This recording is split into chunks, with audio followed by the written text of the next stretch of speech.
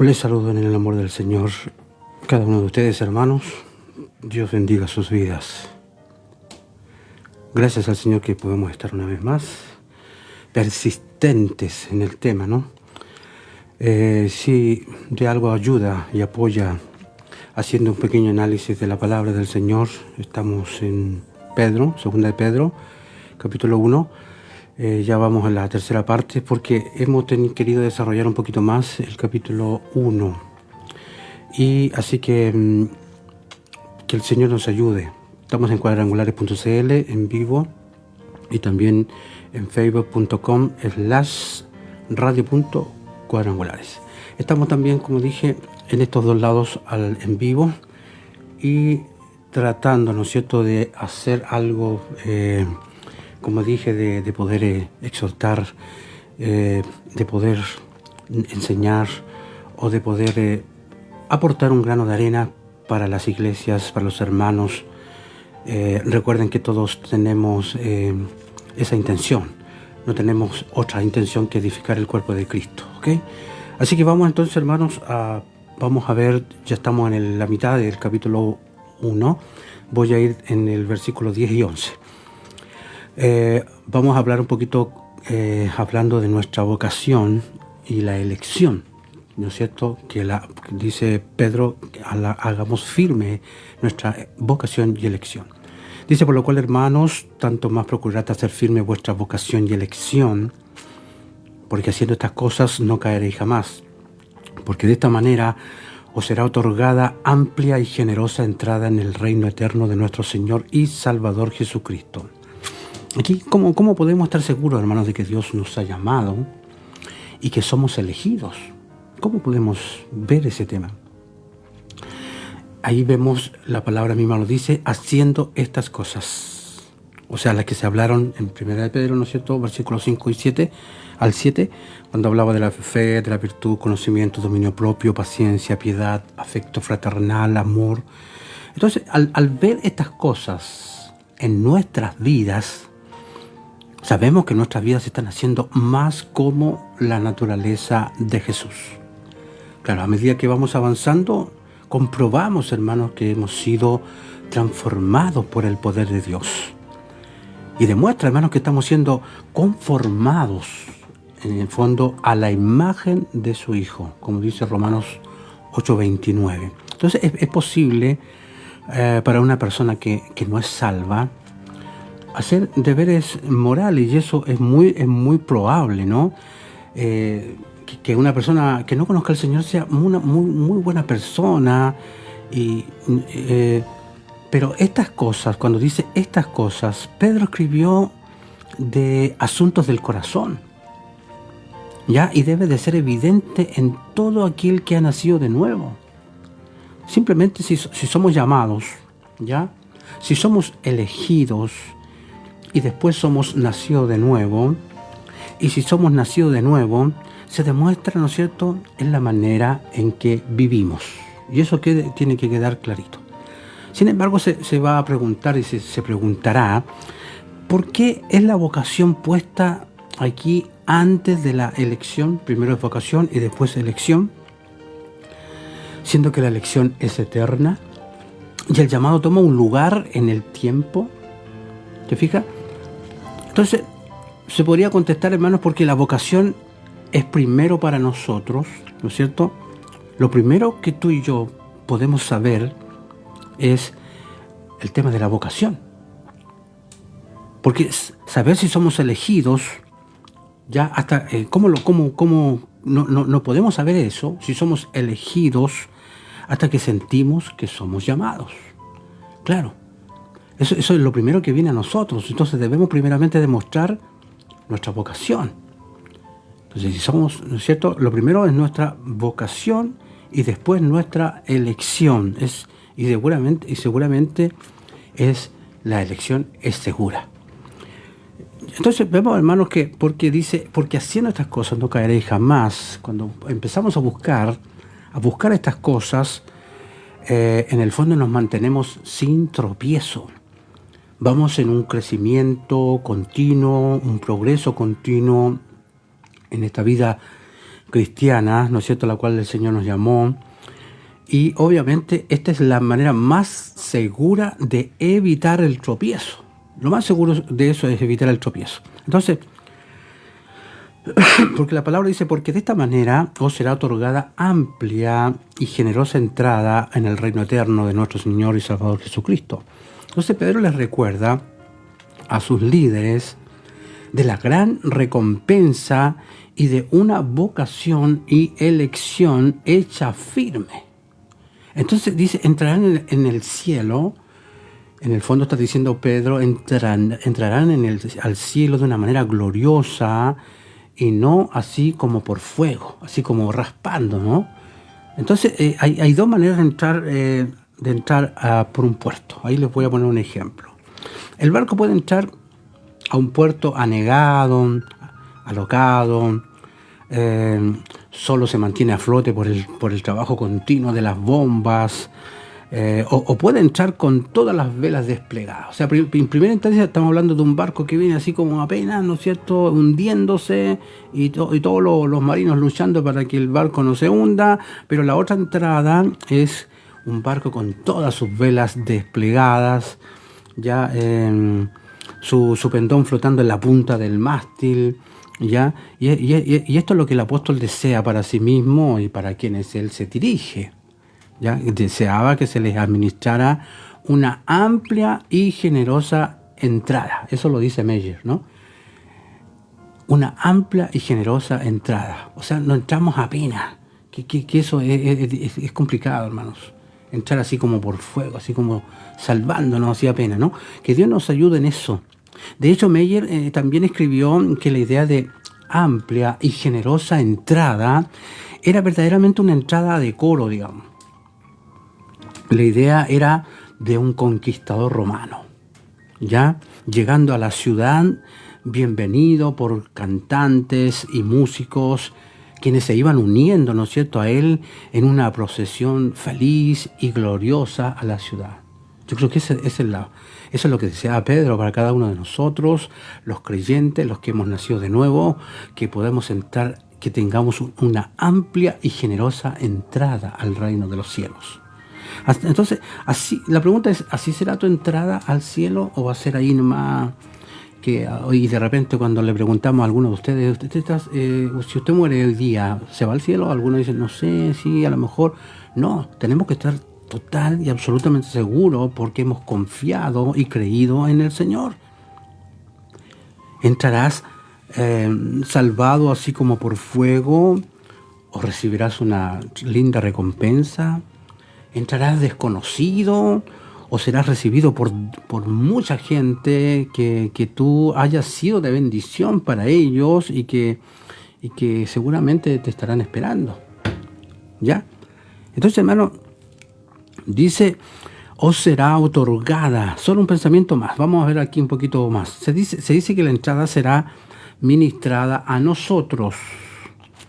¿Ya? Y eso nos da una dulce pista, ¿no es cierto?, de que hace hincapié un escritor. Cristo abrirá las puertas del cielo, dice este escritor, Dodrich. En este caso dice que Cristo abrirá las puertas del cielo, pero el tren de virtudes celestiales, ¿ya? Las obras que nos persiguen irán con nosotros y nos guiará a la entrada. Él habla así como de un tren de virtudes que ellas mismas son las que nos guiarán a la misma entrada al cielo. Entonces vemos, hermanos, que Pedro ya en el versículo 12 dice Pedro, aquí vamos a ver cómo él explica por qué escribe estas cosas que han escuchado anteriormente. O sea, lo básico de la vida cristiana. Dice, por esto yo no dejaré de recordaros siempre estas cosas, ¿ya? Aunque vosotros las sepáis, dice, y estéis confirmados en la verdad presente. Entonces, por esto, cuando dice Pedro, acaba de escribir de la promesa de la entrada al reino eterno, ¿cierto? En el versículo 11, porque la llegada a ese reino es tan importante, es útil y necesario, que Pedro lo que hace es recordar siempre. Por eso que a veces es necesario recordar siempre todo lo que es el plan de salvación, todo lo que es lo más básico de la doctrina o los fundamentos de la vida cristiana. Es muy importante que siempre recordemos estas cosas. Dice, yo no dejaré de recordaros siempre estas cosas, aunque vosotros las sepáis, ¿ya? Entonces, a pesar de que sus lectores sabían la verdad, ellos conocían la verdad a vista en lo que estaba en juego, en este caso era el destino eterno, valía la pena repasar estas cosas una y otra vez. Así que a veces pareciera que nos están nuevamente el mismo mensaje. No, hermanos, la intención es recordar. No se nos puede olvidar por ningún motivo ninguna doctrina básica, hermano, ninguna. Entonces, si usted mira un equipo deportivo, hermanos, que va a ir a un campeonato, repasa siempre los mismos fundamentos una y otra vez. Y ellos hacen esto, ¿no es cierto?, aún a pesar de que ya son especialistas en el tema, aún a pesar que ya conocen todas esas técnicas, porque saben que lo que realmente está en juego. Claro. Entonces nosotros sabemos lo que está en juego, por eso que vamos día a día a recordar cosas que a lo mejor ya las hemos escuchado miles de veces. Entonces por esta razón, entonces los cristianos nunca se deberían descansar de escuchar lo básico o las cosas básicas de la vida cristiana. Debemos de regocijarnos cada vez que Jesucristo, hermanos, ya su evangelio y su plan para nuestras vidas son predicados. Así que Dios nos ayude en esto, hermano. Porque a veces como que nos agotamos de escuchar los mismos mensajes o cosas que ya más o menos manejamos y andamos buscando cosas que quizás yo nunca he escuchado. Y si usted se da cuenta, dice, no, este mensaje nunca lo había escuchado, es interesante. Sí, está bien. Es lindo que nos hablen de cosas que nunca hemos escuchado. Pero aquí Pedro está diciendo, hay que recordar las cosas básicas. Entonces, cuando dice confirmados en la verdad, confirmado, fíjate que esta es la misma palabra traducida en Lucas capítulo 22, 32 como fortalecido.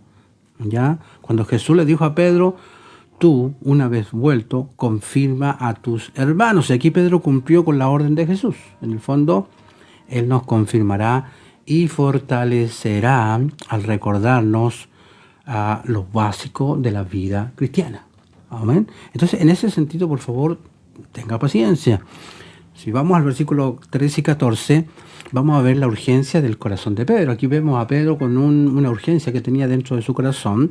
Dice, pues tengo por justo, en tanto que estoy en este cuerpo, el despertaros con amonestación, sabiendo, decía él, que en breve debo abandonar el cuerpo, como nuestro Señor Jesucristo me ha declarado.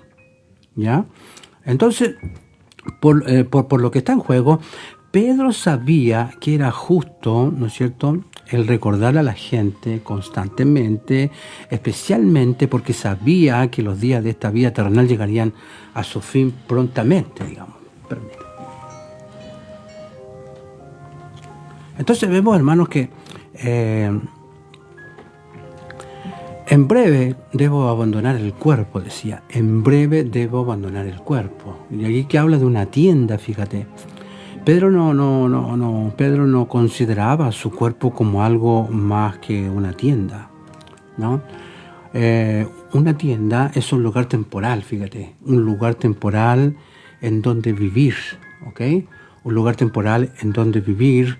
Entonces las tiendas se deben de cuidar, pero no invertir mucho para arreglarla. Una tienda, ¿no es cierto?, no necesita mucho para arreglarla. Entonces tú guardarías tus recursos para algo más permanente en donde vivir. Entonces nuestro lugar permanente en donde vivir es el cielo, claro, es el cielo. Y deberíamos de invertir más en el cielo que en nuestras tiendas, claro, mucho más, ¿cierto?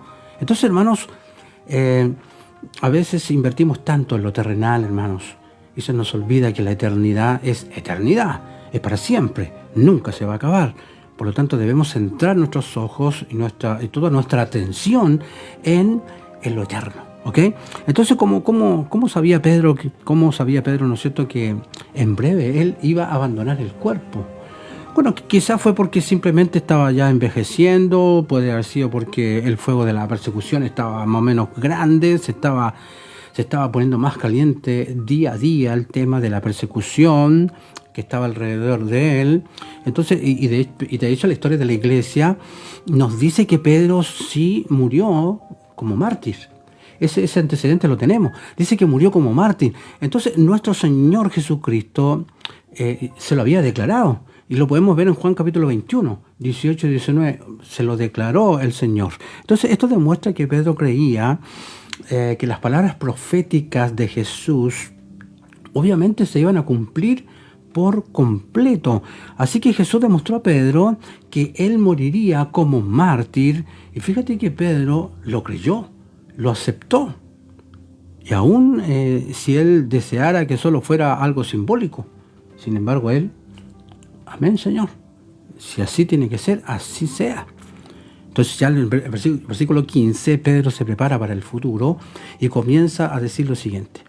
También yo procuraré con diligencia que después de mi partida, vosotros podáis en todo momento tener memoria de estas cosas.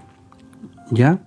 Entonces aquí esta palabra, cuando dice procuraré con diligencia, Pedro puso este recordatorio en la carta para que nosotros podamos tener el recordatorio constante aún después de su partida. Entonces, Pedro parecía estar consciente, hermanos, de la importancia del paso, ¿no es cierto?, de los apóstoles, la necesidad de preservar la enseñanza autoritativa de los apóstoles y de los profetas. Y esto, hermanos, la enseñanza escrita de los apóstoles y sus asociados, que era en el fondo la fundación de la iglesia, había sido preservada, ¿cierto?, por Dios para todas las generaciones. Entonces vemos, hermanos, cómo la certeza del testimonio apostólico deja muy claro el tema aquí. Vemos ya en el versículo 16 al 18 la evidencia de la transfiguración, por ejemplo. Dice, porque no os hemos dado a conocer el poder de la venida de nuestro Señor Jesucristo, siguiendo fábulas artificiosas, sino como habiendo visto con nuestros propios ojos, dice, su majestad. Pues cuando Él recibió de Dios Padre honra y gloria, le fue enviada desde la magnífica gloria una voz que decía, este es mi Hijo amado, en el cual tengo complacencia. Y nosotros oímos esta voz enviada del cielo, cuando estábamos con Él en el Monte Santo.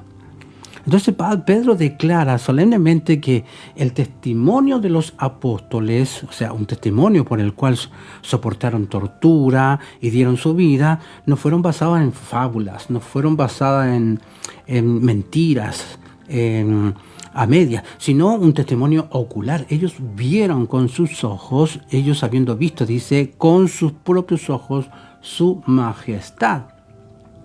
Entonces, cuando hablamos de fábula, en el antiguo, en el original, en el fondo, fíjate que fábula tiene que ver con la palabra mitos. Mitos. Y algunos piensan que el Evangelio y el registro bíblico son solo mitos antiguos. Mucha gente piensa eso, ¿no? Y puede que admiren su poder como mitos, pero Pedro insiste con mucha certeza que su mensaje no era un mito, ya era historia. Y había sido visto por sus propios ojos.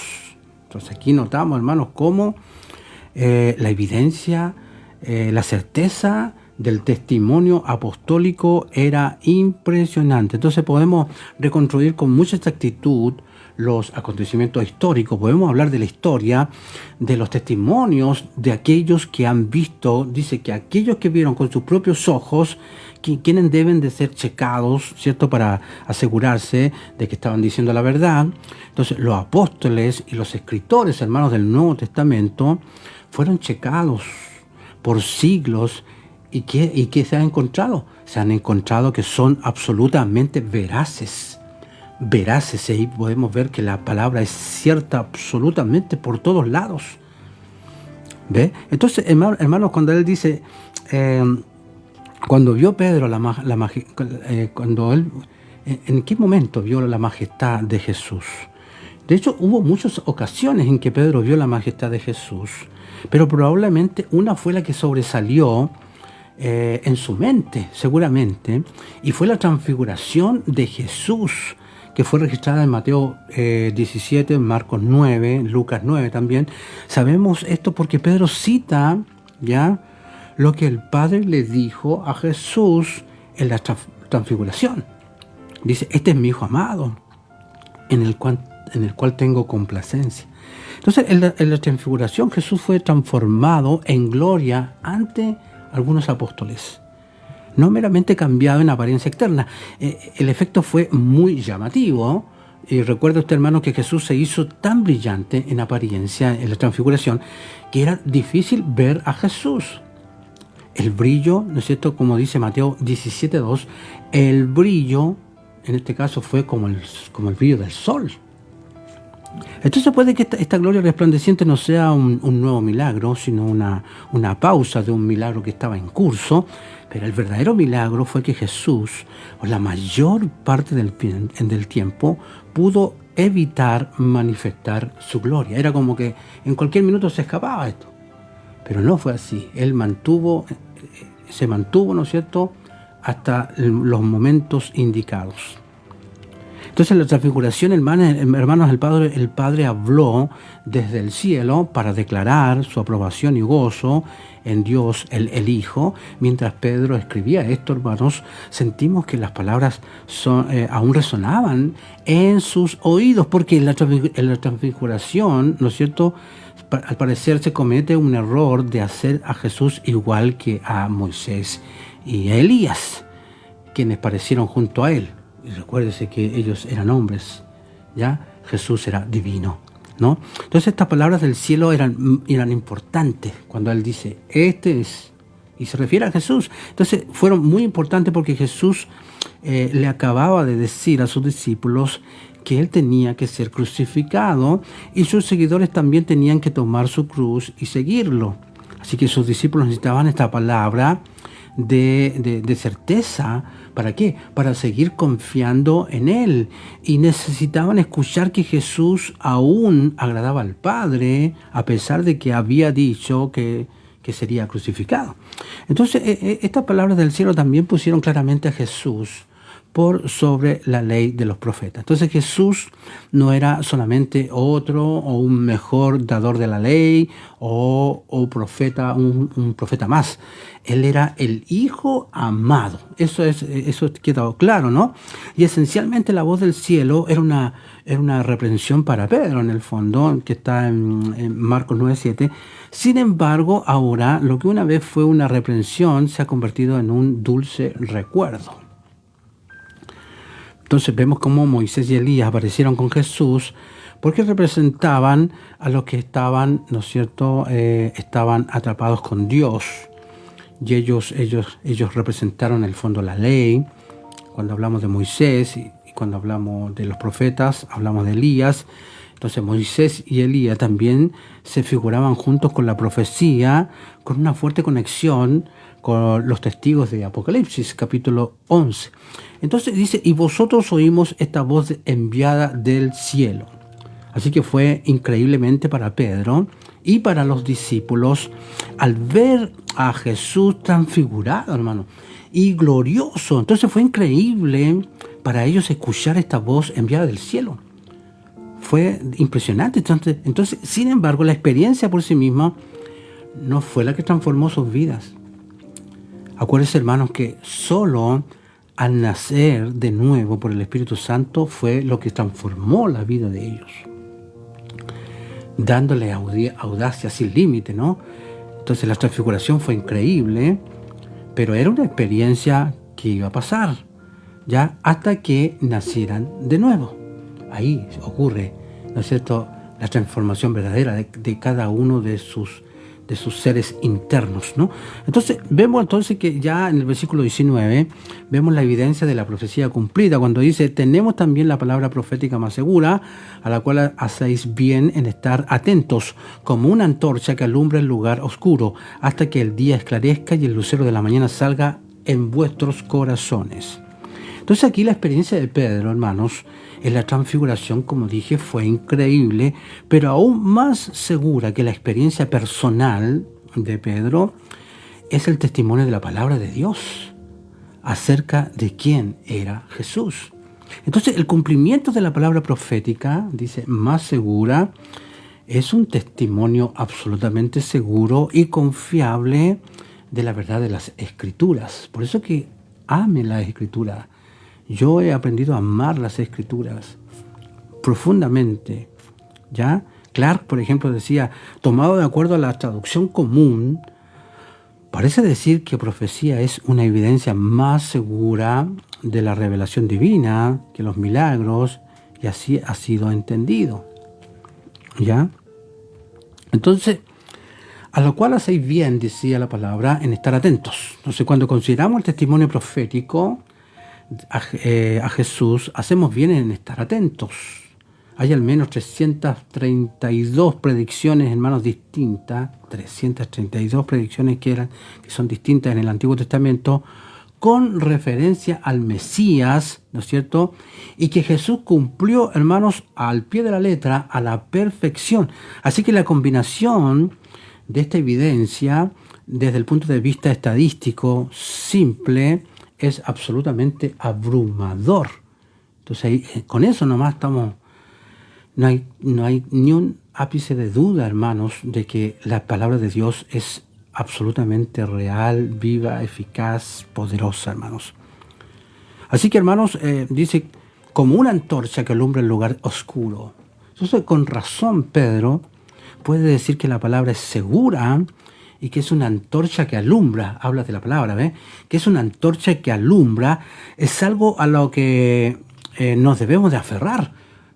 Eso es aferrarse hasta que el día aclarezca. O sea, ¿qué significa eso? Cuando Jesús regrese. Entonces, hermanos, si miramos ya los versículos 20 y 21, vamos a ver algunos principios para la garantía profética. Dice así, entendiendo primero esto, que ninguna profecía de la Escritura es de interpretación privada, porque nunca la profecía fue traída por voluntad humana, sino que los santos hombres de Dios hablaron siendo inspirados por el Espíritu Santo. Entonces, aún en el tiempo de Pedro, enemigos de Jesús, ¿qué hacían? Distorsionaban las profecías del Antiguo Testamento y les daban un significado, hermanos, personales, significados bizarros, para excluir a Jesús de su cumplimiento. Entonces, pero Pedro dice que la profecía no es de interpretación privada, sino que su significado es evidente y puede ser comprobado por otros. Entonces, aunque Pedro habla de profecía de la Escritura, es el mismo principio para el don de la profecía hoy en día. Ojo con eso, ¿ya? Debe de haber una confirmación sobria de cualquier palabra profética. Y no por medio de otra palabra profética, sino por las Escrituras. O sea, en el don de profecía, Dios nunca habla solamente a una persona y siempre, ¿no es cierto?, provee confirmación. Siempre hay confirmación. Entonces, nunca dice la palabra, la profecía fue traída por voluntad humana. Entonces es erróneo y muy malo el distorsionar la profecía a nuestro significado personal. Porque la profecía no viene del hombre, viene de Dios. Y aunque venga por medio de los hombres santos de Dios, pero solamente cuando son inspirados por el Espíritu Santo. Entonces, lejos de inventar el tema de sus propias predicciones, los profetas antiguos ni siquiera sabían el significado de lo que ellos mismos escribían, hermanos. Ellos fueron más allá de sí mismos por la influencia del Espíritu Divino y después de años estaban solos para descubrir el objeto de la profecía, y el cumplimiento era prueba absoluta de que era una predicción de Dios y que no solamente era un invento privado, ¿no es cierto?, de ellos. Decía Clark dice esto, ¿no? Ahora, dice, siendo inspirado por el Espíritu Santo. Entonces, de acuerdo con Green, que es otro escritor, la palabra griega antigua, cuando hablamos de inspirado, tiene el sentido de llevado a lo largo, llevado a lo largo, como un barco siendo llevado a lo largo por el viento o la corriente.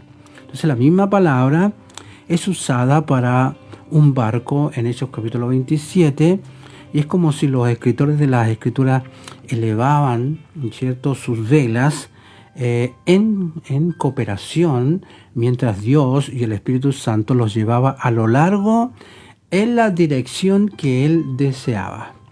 ¿Ok? Entonces, hermano, es muy importante, muy interesante esta palabra que hemos podido observar, que hemos podido ver, y que Dios nos ayude, hermanos, a poder estar ahí atentos a lo que la palabra del Señor nos quiere comunicar. Amén. Entonces, aquí notamos, hermanos, cuando habla de Cristo, es el lucero de la mañana, y cuando vuelva, hermanos, Él brillará en toda su gloria.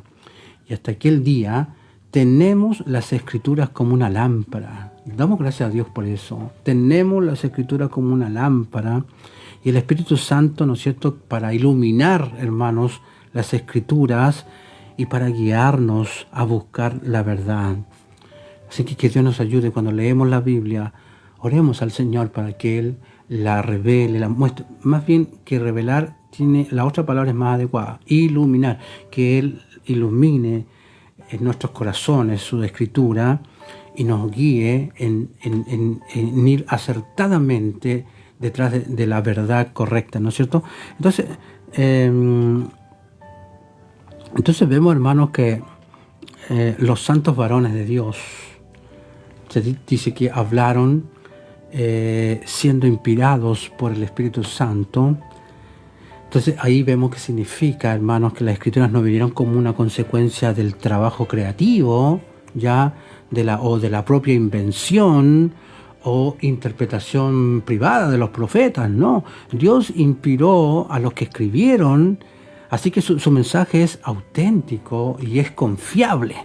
Entonces Dios usó, hermanos, sí, usó los talentos, claro, quizás la educación y quizás la información cultural de cada escritor, pero ellos no fueron simplemente, ellos no fueron autómatas en este caso, no fueron simples autómatas, y vemos que Dios cooperó y trabajó con los escritores a fin de asegurar, ¿no es cierto?, que el mensaje que comunicaran fuera absolutamente fiel. Y hasta el día de hoy, hermanos, nadie ha podido comprobar que la Biblia es una falacia o que la Biblia es una invención.